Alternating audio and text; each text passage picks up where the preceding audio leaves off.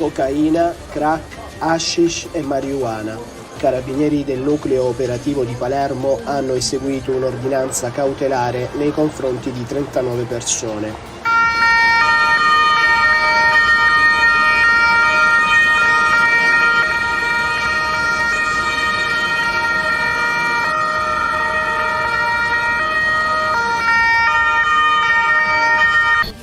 Smantellando così l'ennesima rete di spaccio in città. Gli indagati sono accusati di associazione per delinquere finalizzata al traffico di sostanze stupefacenti, aggravata dalla disponibilità di armi e spaccio di droga. I provvedimenti sono stati emessi dal GIP su richiesta della DDA. Delle 39 persone, 14 sono finite in carcere, 17 ai domiciliari e 8 hanno avuto l'obbligo di presentazione alla polizia giudiziaria. L'organizzazione criminale aveva come base di spaccio il quartiere Sperone, nei pressi di piazzale Ignazio Calona. Milano, tentato omicidio per gelosia. La Polizia di Stato arresta anche i 2 complici. La Polizia di Stato di Milano, coordinata dalla Procura della Repubblica del capoluogo milanese, ha eseguito un'ordinanza di custodia cautelare in carcere nei confronti di 2 cittadini italiani di 29 e 34 anni, gravemente indiziati per il reato di tentato omicidio in concorso commesso lo scorso 13 novembre in piazza Geremia Bonomelli.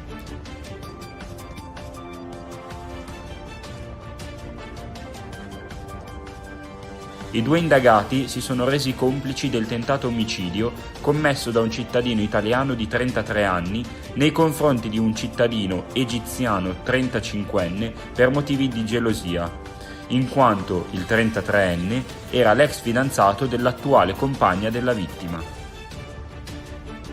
Ricercato il presunto autore del delitto del 38enne Giuseppe Muzzopappa, avvenuto a Nicotera Marina la sera del 26 novembre scorso. Le indagini, condotte dai carabinieri del comando provinciale di Vibo Valentia, con il costante coordinamento della procura, hanno consentito di svelare l'identità del presunto autore dell'omicidio. A sparare sarebbe stato Pasquale Megna, noto commerciante del posto. Al momento non si sa nient'altro rispetto a movente e dinamica dell'omicidio. Come si è evoluta, le modalità di fruizione del presente e quale sarà il suo futuro. La televisione e i suoi cambiamenti sono al centro del secondo annuario del Centro di ricerca sulla televisione e gli audiovisivi dell'Università Cattolica del Sacro Cuore. Il volume del CERTA sarà presentato nel campus milanese dell'Ateneo.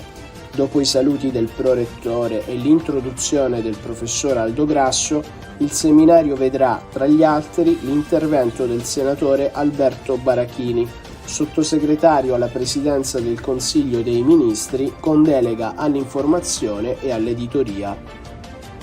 Le trasformazioni del clima mettono l'umanità di fronte a un bivio, che ci costringe ad agire con urgenza per rivedere il modo in cui organizziamo le nostre economie e a puntare su investimenti e innovazione per evitare il rischio di un'immensa distruzione.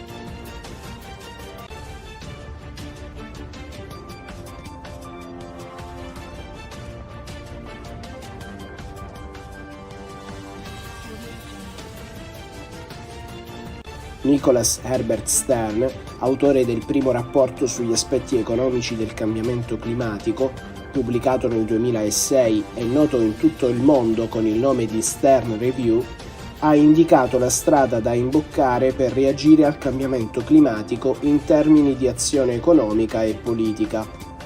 Nella Lectio Cattedre Magistralis, pronunciata a Milano nell'Aula Magna dell'Università Cattolica del Sacro Cuore, in occasione del conferimento della laurea honoris causa in scienze bancarie, finanziarie e assicurative dell'Ateneo.